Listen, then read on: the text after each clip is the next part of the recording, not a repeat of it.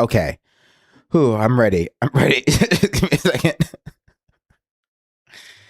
I need to prepare myself. This part's not going to go in the clip. I need to prepare myself.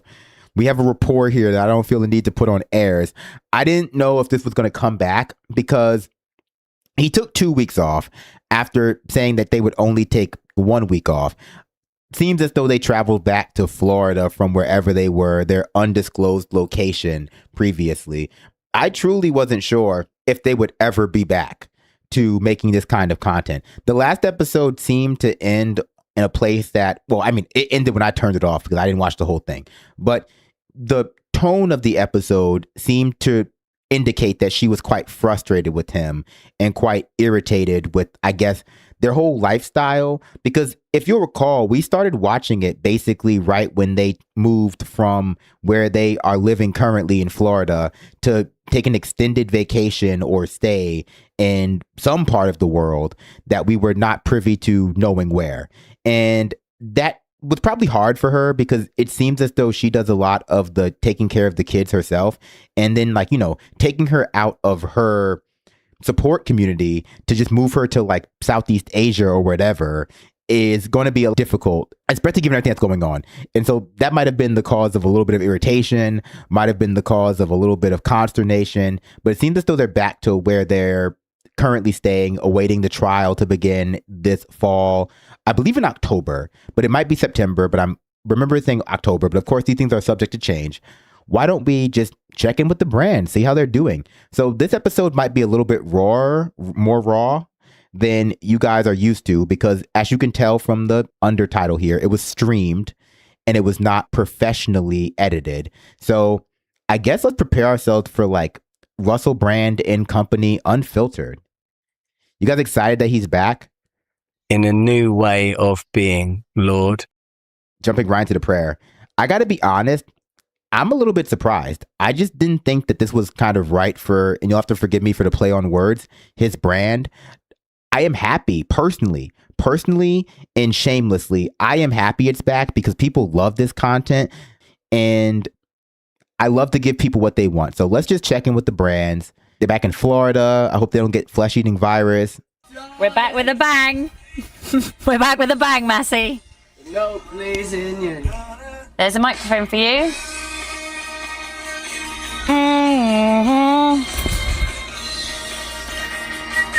Drag me for.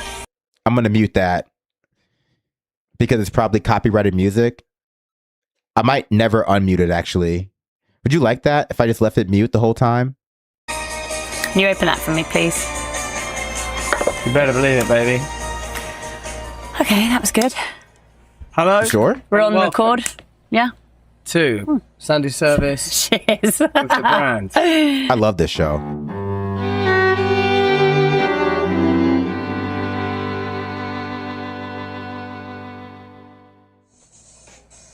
Quite enough out Chaz and Dave. Yeah.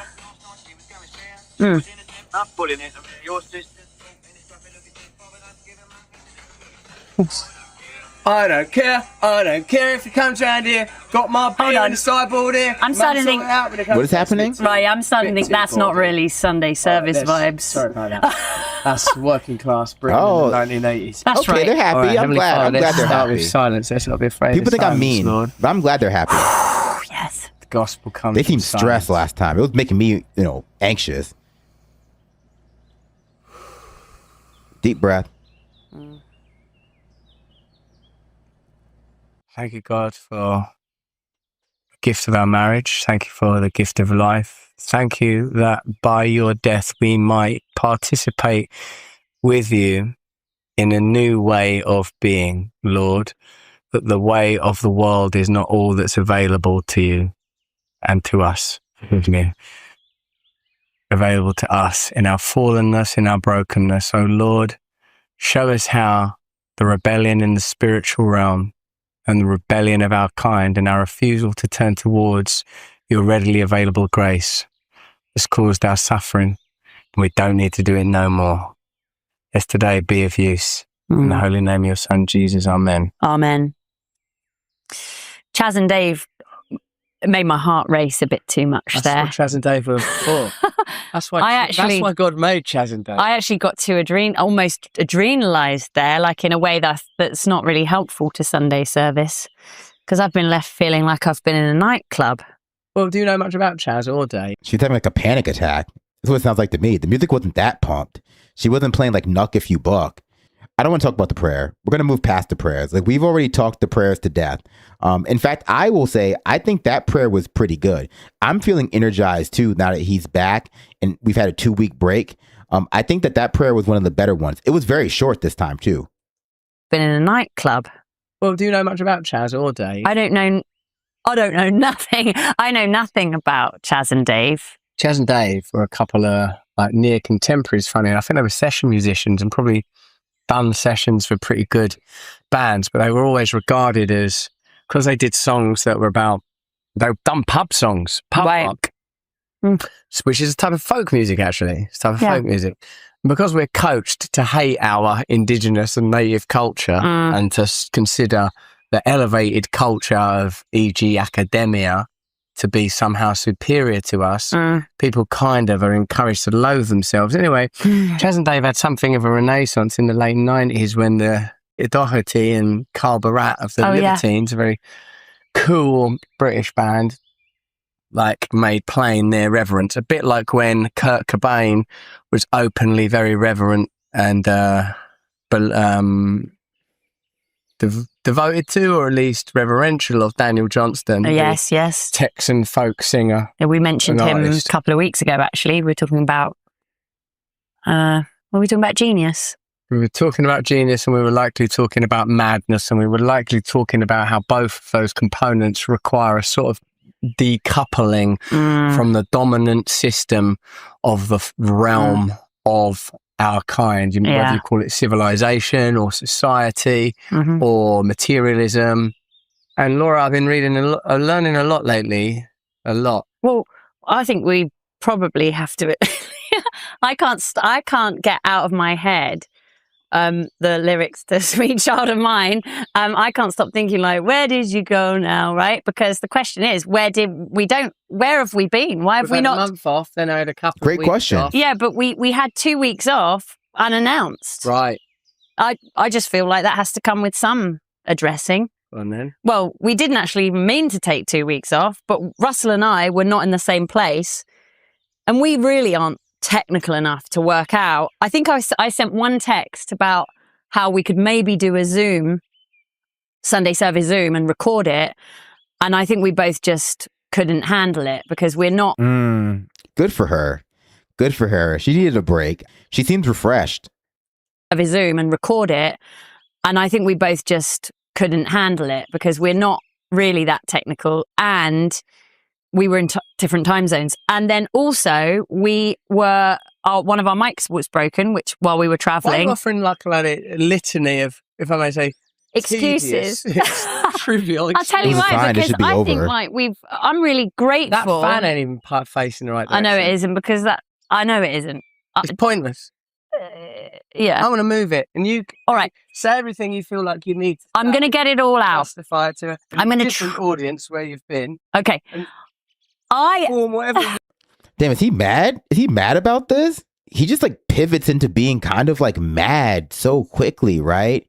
Like, is he like throwing a tantrum about her explaining to the audience where they've been after being gone unannounced for 2 weeks?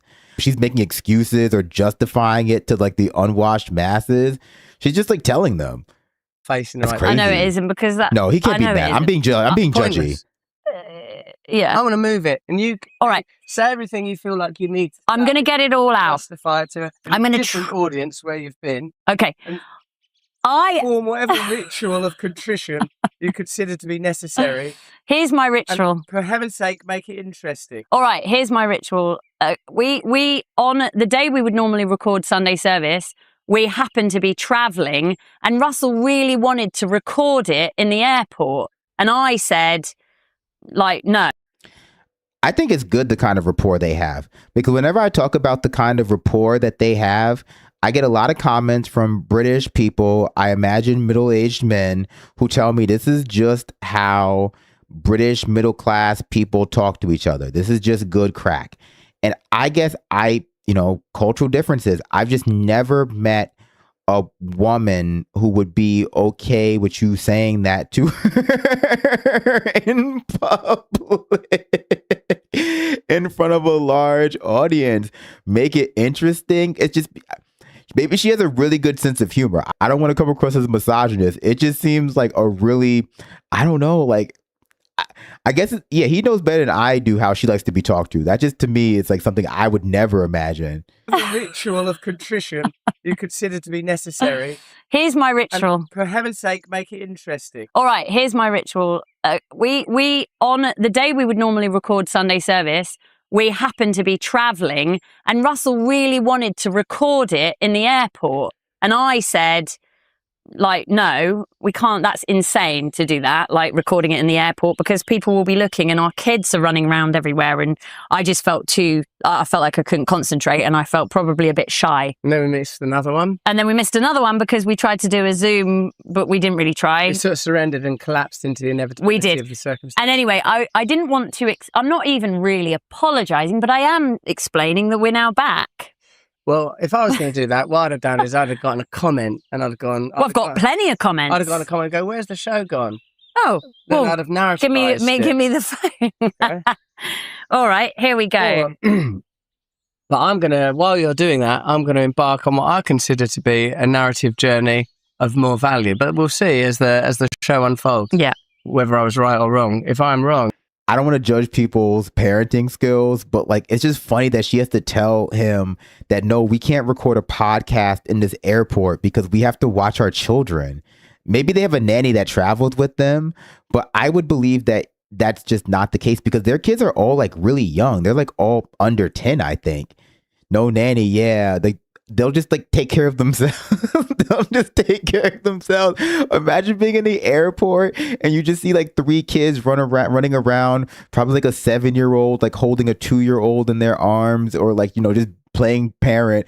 And you're like, where are these kids' parents? Are they just like right over there or something? And they're like doing a podcast. They're like filming a Christian podcast.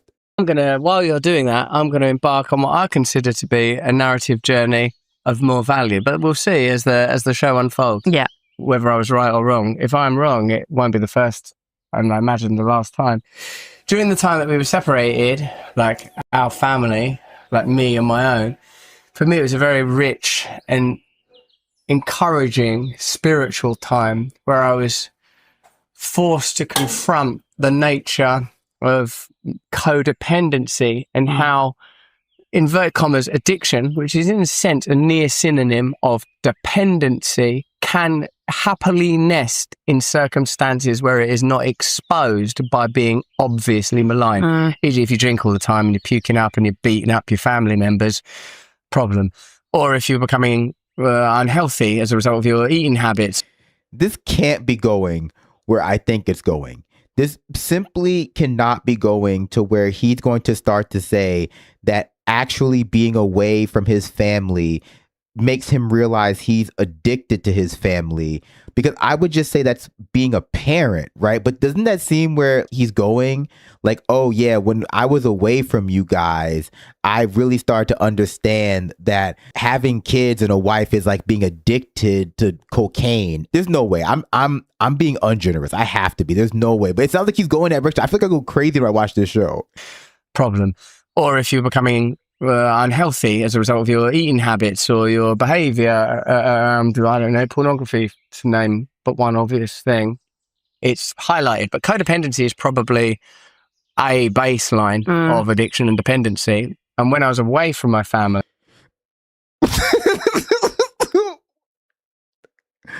bro, what is this? Bro, what is this show? No way. Did he go for like a 2-week goon break?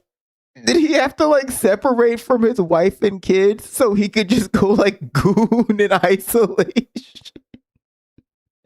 The look on her face was like crazy. This show makes me feel like I'm losing my mind. This show makes me feel like I can't be interpreting reality like correctly, because people don't act like this. This is like how Candace feels about the text messages between Tyler Robinson and people, where it's like the people just don't act like this, but people do act like that. I'm like, people just can't act like this. Yeah, she looks mad as hell. Gosh. Exposed by being obviously maligned. Usually if you drink all the time and you're puking up and you're beating up your family members, problem. Or if you're becoming unhealthy as a result of your eating habits or your behavior, I don't know, pornography to name but one obvious Man, we have to like do some kind of analysis here. thing. It's highlight. Ooh.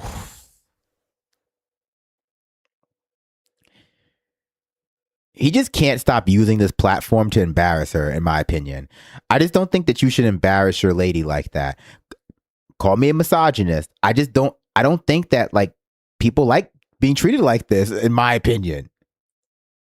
But codependency is probably a baseline of addiction and dependency. And when I was away from my family, I had to rely more heavily on God. You know, like the comfort that being with you and our children brings, stripped away. I had to be in London, and I went from being, as you know, in a very, very beautiful, peaceful but powerful environment where you don't know actually in the same way that if you're in a garden, or in the same way if you're in a womb with all your needs met, until you're expelled, you don't know what it is that you may have garnered, if it is indeed a second womb, a second birth. And I actually did pretty well in London. I had a pretty amazing time spiritually. Like I was obviously there for some important meetings with regard to what's happening in October in our country. And I was also took the opportunity by God's grace to go on some, I met up with J. John and Killy, our friends. Just two things. It's crazy because that kind of means he was in London at the exact same time I was. I didn't run into him. I don't think I ran into him, but we would have been in London around the same time.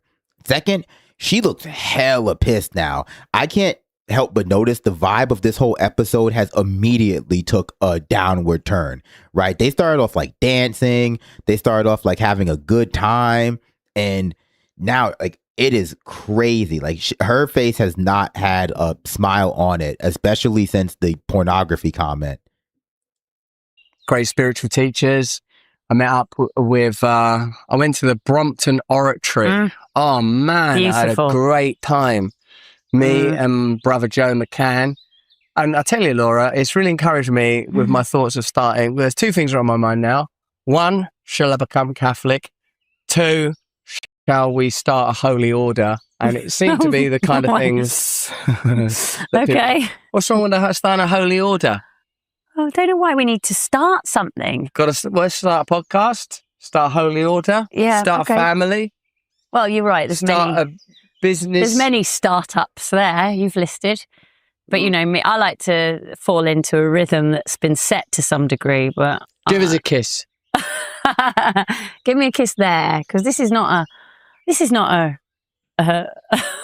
Do you think Chaz and Dave are still linked? Oh, yeah, I do. I still think I'm on the old Kent Actually, Road. do you know Give us what? a kiss, darling. He's leaning on the table with his elbows. Oh, give us a kiss. Also, you look like a barmaid.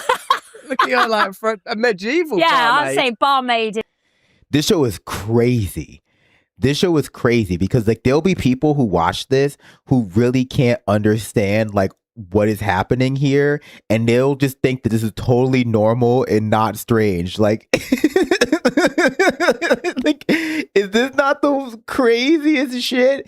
This show is hard to watch, baby. The tension in this room is crazy, and some people will literally comment, "I don't know what you mean. This seems normal." We just have to watch this again. We have to let this wash over us again. This is crazy work. I literally always forget how bad these are. Like, I always forget how bad these are and how hard the vibes are to misrepresent, because I always second guess myself. But then you watch, you're like, this is one of the hardest watches perhaps we ever engage in on the show. Start holy order. Yeah, start a family. He's starting a cult now. Well, you're right. Start a business. There's many startups there you've listed. But he doesn't finish things, but you right? know me, I like to fall into a rhythm that's been set Not to some supportive. degree. But Give us a kiss. Give me a kiss there, because this is not This is not a Do you think Chaz and Dave Not a are what? still linking? Oh, yeah, I And I still do. A think happy I'm on the old home? Kent Actually, Road. do you know Give us what? a kiss, darling. He's leaning on the table with his elbows like, oh, give us a kiss. Also, you look like a barmaid. Look at you like for a medieval Yeah, barmaid. I'd say Yeah, barmaid put her down. and Victorian here. Oh, aye. Soften her a bit. Soften All right. her. Feminise her. Don't make her so brusque. All right. Think Nancy from Yeah, no, Oliver actually, Twist. to be honest, Nancy from Oliver Twist. Yeah, yes. Okay. Yes, who were you doing? Nell Drew. No. Nancy. Okay. Think of a sort of a feminine... Well, now Nancy's a bit more like this. No, her heart's open. Her heart's open. Closing her heart. But she's in a pretty difficult codependent relationship. She gets murdered by Bill Sykes. Yeah, you're right. I'm not holding it up as a model of a But good she's a relationship. lovely soul. That's it. So, Lovely. Is that the song? Yeah. Lovely, lovely, lovely. as long as he needs me. I mean, but the problem That's is, that's the codependence. that's the word. That is anthem. literally. I'm going to bring up the lyrics and read it in my coda meeting. You should. All right, I will. I will do that. Because but Bill Sykes, especially when played by Ollie Reed, what a catch. But yes, I do feel like we're still Chaz and Daving our way through the Sunday service. Well, part of the beauty of Sunday service is that hopefully we can hold esoteric theological points, such as one might learn when at the tomb of St. Philip Neri of Rome, a early Renaissance or mid-Renaissance saint who, through his caroming, picaresque travels through Rome, gathered a coterie and flock of vagabonds. And the oratory began when he would bring them back to his place, where there was a priestly order where each priest just done their own thing. Like one priest might be doing, I don't know, a food kitchen. One priest might be doing something for orphans and widows. And our man, St. Philip Neri, he's just yapping. Don't worry about it. He'll stop eventually. Chat, sing some prayers, like have a hymnal. People might doze off. I saw N.T. Wright saying, how do we, as the Apostle Paul advocates, ensure unity and holiness and the tension between unity and holiness? I.e., you can have unity if you have a very permissive church because you just go, yeah, everyone do what you want. Oh, that's okay. No problem. Do what you want. Or if you have holiness, you could just keep splitting the church again and again as people focus on some individual principle, become more and more mendicant, more and more renunciate, more and more devout. But how do you, as Paul, the great saint, and many say man and saint who established Christian theology, how do you hold together holiness and unity? Well, I would say with a kind of a decentralized model of subsidiarity where each community is populated by people that participate in it willingly, volitionally, giving their labours, like Romans 12 style, each of us being, some person being the ears, someone being the eyes, people bringing what they got to it. But the broader church is made up of many. Oh, yeah. I mean, I feel the same way she's feeling. Sometimes I worry when I go on too long, I start to sound like Russell Brand, but then I get the good sense to just stop talking and go like, okay, we've lost our train of thought. Let's refocus. She's done listening. I think that first little bit really pissed her off, in my opinion. I don't know what they have going on with like his pornography addiction, if that's like the big point between them. Like if he's like some kind of like psycho gooner now, but that really soured her mood. Romans 12 style, each of us being, some person being the ears, someone really being easy to stop talking. eyes, people bringing what they got to it. Okay. But the broader church is made up of many communities that have their own focus. Obviously, the plain things are the main things type stuff. I think one week I might have mentioned that an acquaintance in Australia had told me that in her community, she's doing something called something like kitchen table church or something, where they sort of meet up, share a meal, have discussions, and it's led by presumably whoever's hosting that week. And I do like that. When I'm, remember when we were asked, do you want to go to that sermon? It's maybe going to be under an oak tree. Yeah. I was into that. I'd love to go to a sermon under an oak tree. Yeah, that would have been nice. We never went, but that would have been nice. This actually reminds me, when I was younger, and I really can't remember where this is, but maybe someone, but it would have to be someone in England, might remember this. Give me some of that. I want some of that. When I was at school, there was a school trip once, and we went to watch Bible stories acted outside somewhere rural, right? This is the thing. Is that what it said on the flyer? I think so, probably. Bible stories acted outside. Somewhere rural. No Yeah. time wasters, please. Yeah, basically. I feel like I want to remember where that is because it was really, really evocative. I remember it now. What ones did they do? Do you think that she's allowed to interrupt him? She never seems to interrupt him. And I mean, he can't even let her get through a 10-second story without needing to, like, in some way interject himself. Actually, I need you to pass me that drink. Actually, can I ask you a follow-up question before you finish your point? Actually, I have a little comment to make. Actually. And I mean, this is a conversation meant for public consumption. But to me, it just feels like he's so much less respectful of her talking than she's expected to be of him. Because if she interrupts him, he gets all pouty for like an hour. But like he literally can't let her get a single thought finished before he has to interject. I'm not trying to be rude. Like, look, you can hear it. Like, it's not just me noticing. It's yeah, very basically. clear. I feel like I want to remember where that is because it was really, really evocative. I remember it now. What ones did they do? They would do. I think they had like real sheep and stuff. Like it was. I mean, I think it was I feel like it was many of the most prominent Bible stories. No, I don't remember that. I remember it was. There was a Jesus because he was walking through, and I remember there was maybe streams with little bridges. There was a hill, like Henman Hill or whatever, that vibe where people are sitting on the hill. It's a weird reference. Yeah, because I'm thinking I feel like it might have been in Wimbledon. That's probably where it was, somewhere like that. Anyway. Do you want to explain what Henman Hill is now? At Wimbledon, is it not called that? Yeah. Okay, at Wimbledon. 20 years ago, but right. Tim Henman, the tennis player, there was a hill. British. Yes, all right. British tennis player that's quite famous. All right. Years ago. A hill at Wimbledon where you can watch the tennis at Wimbledon on Henman Hill. And the hill went like that, so everyone's sitting up the hill. I'm not saying it wasn't because the action wasn't up high. The reason I use the reference of Henman Hill is the audience was sort of up high, I guess. And it wasn't Regent's Park Theatre. And it wasn't like that, but it was something with Bible stories played outside, and it was really, really nice. And I really remember it. What's interesting, you used to referring to something when you were 14, probably. Young, 17, yeah. 12. Yeah. So, I mean, I didn't even start at the beginning of her talking, and he interrupted her 9 times just in the section that I just chose there. If I had gone back to the beginning, it would have easily exceeded 10 times, all of the fingers on both of my hands.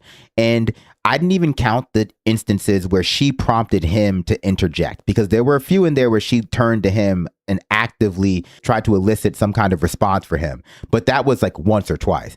And so, again, maybe it's just me, but I started counting and I thought to myself, this bit is not going to even work because he's going to stop interrupting. And by God, he could not stop interrupting. Isn't that crazy? I was sure that I'm going to hold this one fucking finger up. I'm going to look like an asshole. I'm going to have to play it off like I'm just holding the finger up for no reason. But you know what? What's interesting, you used to referring to something when you were 14, probably. Young, 17, yeah. 12, yeah, 9. between the ages of 14 and 18. So I would remember the stories. You remember the geography and the background. The feeling. This is Age of Attraction. I'm sorry. I remember. We have to back up because that can't go in the clip. But I couldn't help myself. I guess we all get a little Russell Brandy sometimes and have to interject. But I just had, the Russell Bell. Everyone was thinking it, so I had to say it. What's interesting, you used to referring to something when you were 14, probably. Young, 17, yeah. 12, yeah, 9. between the ages of 14 and 18. So I would remember the stories. You remember the geography and the background. The feeling. I remember. Yeah. I would remember the stories, I'm sure. I remember there was probably at points quite a lot of giggling because I think that the men were wearing probably robes. There was probably some bare chests. And a teenager watching things like that. You weren't objectifying. I think there might have been. Potentially a disciple, or maybe even our Lord himself. I think there probably might have been a bit of that, actually, a bit of objectification by a group of school teenagers. But who knows, I would say that the memories, though, are the feeling of it being outside and being very, very lovely sort of pastures. And I think some real sheep.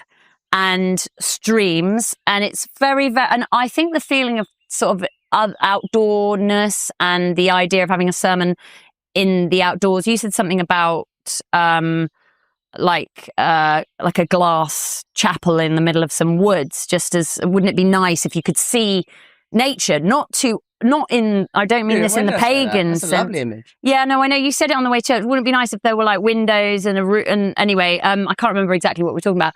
And then I actually did find there is apparently a chapel somewhere in America maybe it's on the west side of America. There is a glass chapel that you can visit somewhere in beautiful woodland where you can go to services, and it's absolutely stunning. I'll have to find it unless someone in the comments knows what I'm talking about. Apparently you can go and visit it, and it's unbelievably beautiful, and it's glass, and you can see nature around you. So really what I'm talking about is the positioning of that meeting of nature and God, but not paganism, but the appreciation of God's creation all around you. And the reason I say this, and this idea of kitchen table sermons, and you saying that Philip Neri, is it? Saint Philip Neri and the oratory, yeah. And the oratory. Are you saying that he did not stay in one place? He moved around and created sermons wherever he was? His oratory was always back at their residence there where the priests lived. Brompton. But by day, no, Brompton is where one of the... Okay. After the Holy Order was established in Rome, different people set up various... right, this is in Rome. Yeah. Got it. Iterations of it. But my point about St. Philip Neri was his lack of formality. Yes. His intimacy while wandering them streets. And the key point it was making about him is that people thought, because he was warm and garrulous and playful, that he might lack ascetic kudos, i.e. he might be a little too flamboyant and not taking God seriously. But those that lived in his house knew that by day, he only ate like a little handful of grain every day and a handful of olives. And all night, he prayed down in the catacombs with the dead Christian martyrs down there underneath Rome. Yeah. So he lived a life that was wholly devout. And I was very inspired by reading about this man.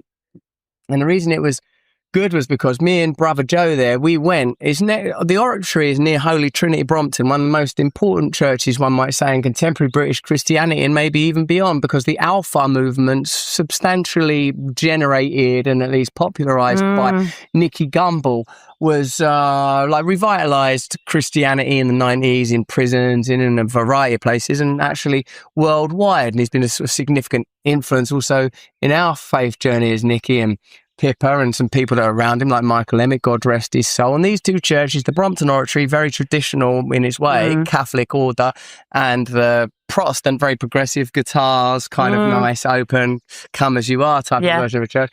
The two of them, we parked behind them off Brompton Road, which is pretty near where Harrods is in Knightsbridge. And Joe said, I think the front door's this way, let's walk around. And I said, I think the front door's this way, let's go this way. And we walked off in the way that I suggested, but Joe was right and I was wrong. So I said, why don't we climb over this wall? Oh, yeah. And we'll be in there. And climbed up. Do you think she's listening to him? I don't know. Usually I kind of get the sense from her that she actually is, but I don't know. Her vibe has really kind of shifted.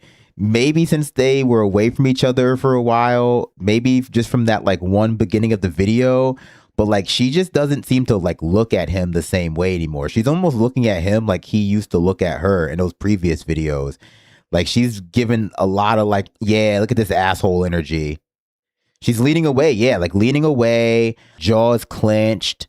He's just rambling. I'm not really listening to what he's saying. I'm mostly like just looking for her reaction. She knows he was having a genuine wank in the London hotel. Like, do you think something happened while they were away from each other? I mean, besides just him being annoying about the Sunday service and like not respecting the fact that she had to take care of her kids without him, or like anything else that could have possibly happened related to like the comment about pornography. But like, yeah, she just seems like, I don't know. The wind is out of her sails here. Behind him off Brompton Road, which is pretty near where Harrods is in Knightsbridge. And Joe said, I think the front door's this way, let's walk around. And I said, I think the front door's this way, let's go this way. And we walked off in the way that I suggested. But Joe was right and I was wrong. So I said, why don't we climb over this wall? Oh, yeah. And we'll be in there. and climbed over the wall. We jumped in and we were in an astonishing garden back there, like the size of half a football field, which always is it's a joy, isn't it, in the midst of a city to encounter a wide open space. Do you remember when we used to do As the Crow Flies? Yes. We would walk just straight, even if it meant you had to walk straight over a wall. We went into the Barbican, didn't we? That was amazing. And the one that I'm thinking of was Chelsea Flower Show. I hurt myself on my bag. It was my bag. Even worse.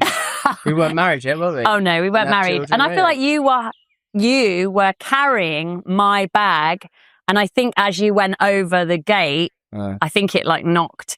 That's probably Actually, I'm still angry about that, and I want to go into it. Okay, go on. Because As the Crow Flies was a game we had, which is like, let's go in a straight line, and if there are obstacles, we'll surmount them. And it led to me sort of climbing lots of walls and stuff. And then when me and Laura got together, I was like, hey, you might want to do this thing I do. It's called As the Crow Flies. You go in a straight line, and then like if there's an obstacle, you got to get round it. I had to buy sneakers. I bought you those sneakers. He had to buy. Don't cut all of my kindness out of the story. Yeah, we'll leave that on the floor. You should work for the Crown Prosecution Service. Yeah, leave that bit. Okay, no good. hold on. He had to buy.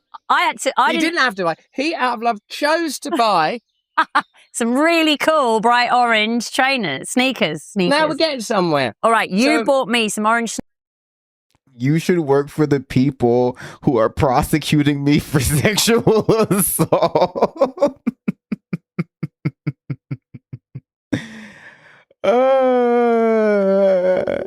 You should work for the Crown Prosecution Services. Crazy stuff. He has a great sense of humor. He makes me laugh every episode. There's an obstacle, you got to get round it. I had to buy sneakers. I bought you those sneakers. He had to buy. Don't cut all of my kindness out of the story. Yeah, we'll leave that on the floor. You should work for the Crown Prosecution Service. Yeah, leave that bit. Okay, no good. hold on. He had to buy. He didn't have to. He, out of love, chose to buy some really cool bright orange sneakers. Now we're getting somewhere. All right, you bought me some orange sneakers. Did that hurt? Was that bad? No, it was lovely. Although I think they gave me blisters. Oh, I'm joking. Oh Lord, that was a joke. Strengthen us, Father. That was a joke. That was a joke. Suffer. I see now why you're a single man. God. Okay, carry on. Just a joke. It's also funny. You know, I think a couple with a good sense of humor is a couple that lasts a long time. I think a couple that has a good sense of humor about stuff like that is a couple that lasts a long time. Let's hear it again. He, out of love, chose to buy some really cool bright orange sneakers. Now we're getting somewhere. All right, you bought me some orange sneakers. Did that hurt? Was that bad? No, it was lovely. Although I think they gave me blisters. Oh, I'm joking. Oh Lord, that was a joke. Strengthen us, Father. That was a joke. That was a joke. Suffer. I see now. You see that right there? That's the reaction that you have when like someone makes a lot of jokes about you. You know, you're with somebody who makes a lot of jokes about you and needs you to have a really good sense of humor about yourself, but doesn't like for you to ever make a joke about them. Oh, I'm joking. Oh Lord, that was a joke. Strengthen us, Father. That was a joke. That was a joke. Suffer. I see now why you're a single man. God. Okay, carry on. So, like that moment there, I remember because I just then got a flash of a thing that still exists in the dynamic of our relationship. And remember the theme that I've established or like was hoping to explore was that in our separation, I learned to love you more, learned to love our family more, learned to realize what it is that the family does for me, as well as allowing God to heal some of the wounds and abrasions that sometimes don't get uncovered because they're swathed in the love and distractions of family life. To have them exposed to the coruscating sun just for a moment brought to the forefront these wounds and gave him a chance to heal. When you and I first got back together there and did things like As the Crow Flies, walk in a straight line, see where you end up, and we ended up in peculiar places. I lived in East London then, and we would end up in the Barbican, a sort of a somewhat modern cultural centre and set of controlled rent houses in London. We ended up in places with ducks and whatnot. And one time while doing it in Chelsea, we came across the Chelsea Flower Show, which as I recall was not set up yet, was being set up and weren't open to the public yet. And we climbed through it. Now, what I know is that you the whole time would have been going, we shouldn't be doing this, this is dangerous, we shouldn't be doing this. And I would have, instead of being able to put my focus into the present moment, would have been assuaging continually your unnecessary, in my view, fears. But this is the tension within which our relationship exists and within which, praise God, our children are happily raised because they have a protective, diligent and observant mother and a father that's like, well, what about if we do this? What about if this is possible? What does God want? Never, never, never yielding to the authority of man, but yielding always to the holy authority of God. Anyway, I remember I was distracted and I remember that I did bring your bag, which I think had a laptop in it. It did have a laptop because I was a restaurant manager at the time. You're a little... What a funny thing to say, like never yielding to the authority of man right before you're going to be tried for various crimes. Like, I only yield to the authority of God. That's almost like a sob citizen position. Yeah, no. What a yap fest that was. A lot of little digs thrown in there. I mean, I'm sure you noticed all of that. A lot of little digs thrown in there. A lot of little, boosts of his own ego, et cetera, et cetera. It's very like routine. It's hard to miss, actually. Your bag, which I think had a laptop in it. It did have a laptop because I was a restaurant manager at the time. You're a little nerd. And I swung that bag and it bashed me in the jaw. And it's interesting how you learn, like Zen masters teach meditation by like whacking it. Yeah, but that sounds awful. Well, but okay. Man's a message. All right. I've never forgotten that Chelsea Flower show. Never forgotten it. No, I remember the handbag. It wasn't everything. I seem to remember you. I think you were a bit upset that I had a laptop in my bag, but I think I might have come from work, and it was like, I do remember the whole thing, but it was magical. The point was that through these, it was a magical experience to discover this sort of garden, if whatever it was, especially something like the Chelsea Flower Show, which obviously is orchestrated to look a certain way, but it was being set up. It was nighttime. And it just looked stunning, and it was in these walls and fences, and it was magical, I think. Wouldn't you say? It led to magic. And here's a bit of scripture that underwrites it. Romans 12. Well, you found that very quickly. Pretty good, huh? Yeah. Therefore, I urge you. Thank you. Yeah, I'm sure it's a real point of contention in their household that he has a hard time finding scriptures fast enough, and she has to boost his ego about it.